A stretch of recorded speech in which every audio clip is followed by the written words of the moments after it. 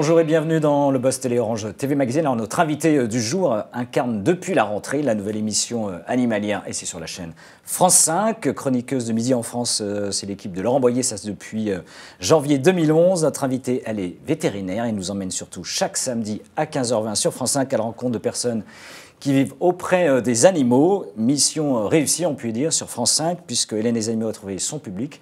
Il a été reconduite pour la saison prochaine, dès janvier prochain.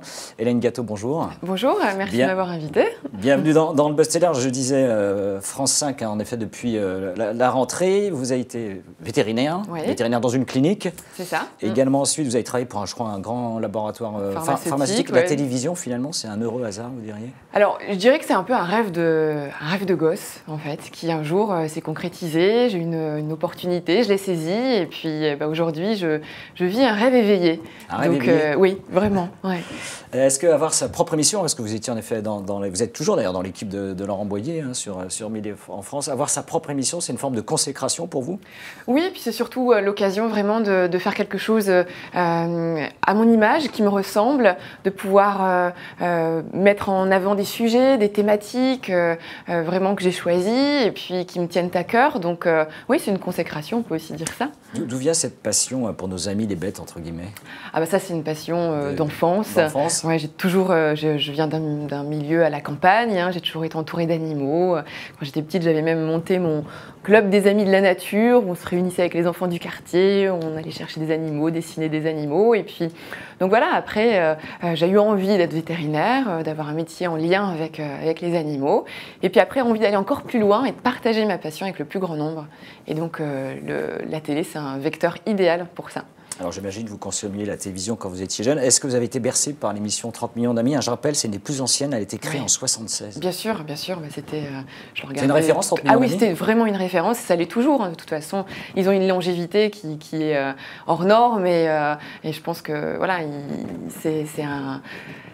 oui, c'est vraiment une émission phare et dont je me suis aussi également inspirée. Vous n'êtes pas tout à fait sur le même registre. On n'est pas sur le même registre. Plus sur la relation humaine. Voilà, moi je suis plus sur la relation humaine. En plus, du fait que je sois vétérinaire et que j'incarne l'émission, c'est vrai que c'est une autre approche, un autre positionnement. Mais de toute façon, il y a de la place pour tout le monde et je ne pense pas qu'on soit exactement sur le même créneau. Donc c'est très bien. Alors je disais, votre série documentaire a été reconduite pour 2015. C'est à nouveau 20 numéros de 52 minutes. Est-ce que ce sera l'occasion d'y apporter quelques nouveautés par rapport à ce qu'on connaît depuis le début de saison? Alors, la nouveauté, c'est que jusqu'alors, dans l'émission, il y avait deux grands sujets dans lesquels j'étais, deux sujets incarnés et deux plus petits. Là, il y en aura un seul grand, beaucoup plus long, un peu plus long, qui fera 30-35 minutes, alors que les deux autres faisaient 18 à 20 minutes. Donc, ça va nous permettre d'aller plus en profondeur encore, de suivre vraiment quelqu'un encore plus et de vraiment balayer un peu toute la dimension de la relation que ces personnes nouent avec les animaux. Alors jusqu'ici, vous avez sillonné l'Hexagone de long en large, de France et Navarre. Est-ce qu'il y a des projets sur l'étranger? Oui, je crois que vous deviez à un moment donné peut-être sortir des frontières. Oui, effectivement, c'est le projet qu'on a pour ces 20 numéros. Il y en aura 4 a priori que nous allons faire à l'étranger. Donc on est encore en train de travailler dessus car c'est d'autres paramètres qui entrent en jeu quand on part à l'étranger. Mais ça va être une belle opportunité aussi d'aller voir si d'autres cultures, la relation avec l'animal est différente. Il y a des points communs avec la France. Ce sera très enrichissant. Un exemple justement où il y a vraiment des différences ou des écarts plus importants dans certains pays dans la relation avec Alors déjà animaux. je pense qu'il n'y a pas les mêmes animaux non plus. Hein. L'idée c'est d'en profiter pour aller voir d'autres espèces. Et puis ensuite je pense que dans certains pays peut-être un peu plus pauvres que la France, je pense que la relation à l'animal, par exemple l'animal de production, c'est vraiment toute la vie de certaines tribus par exemple qui est autour d'un cheptel d'animaux. Donc ils ne vivent que pour ça et parce que c'est ce qui leur apporte de quoi vivre, de quoi subsister. Donc, je pense que ça sera différent, mais ça sera très enrichissant. Alors, Hélène et les animaux, une émission, on va dire, plutôt bien travaillée d'un point de vue esthétique. Et vous avez même fait appel à des drones pour réaliser l'émission. C'est quoi? Vous voulez mettre en beauté absolument l'animal? Exactement. C'était vraiment une volonté de départ d'avoir un traitement esthétisant de l'animal, de ces paysages de campagne dans lesquels nous sommes souvent. on s'attelle vraiment à avoir des gros plans sur les yeux des animaux, sur le pelage des animaux, pour ressortir quelque chose encore de plus. Voilà, c'était quelque chose dès le départ, quand on a eu les premiers rendez-vous avec France 5, je voulais tout de suite qu'on aille dans cette direction-là, en fait. Ça me tenait vraiment à cœur. Hélène et les animaux a battu un record, je crois que c'est 530 000 téléspectateurs, oui. Plus de 5% de part d'audience lors du lancement de l'émission. Donc France 5 est satisfaite de la case horaire que vous occupez le samedi. Quel est le public qui vous regarde? Vous le savez concrètement, qui regarde? Alors oui, public de France 5, on a beaucoup de personnes de plus de 50 ans. Hommes et femmes, ça varie en fait en fonction des épisodes, mais c'est à peu près similaire en fait, moitié-moitié homme, moitié femme. Donc c'est un peu, je pense que c'est vraiment le public de France 5. France 5 fête ce mois-ci ses 20 ans. Oui. Est-ce que c'est le bon élève, vous diriez, de France Télévisions? On voit que c'est l'une des rares chaînes qui progresse aujourd'hui. Alors, je ne sais pas si c'est le bon élève, en tout cas pour moi c'est vraiment une chaîne qui a un positionnement très clair, qui a vraiment des émissions qui ont du sens. Et je trouve que quand on zappe sur France 5, on sait ce qu'on va trouver, et on n'est pas déçu de ce qu'on trouve parce que la promesse est respectée. Donc je suis très fière en tout cas de travailler sur France 5, mais également sur France 3 avec Midi en France.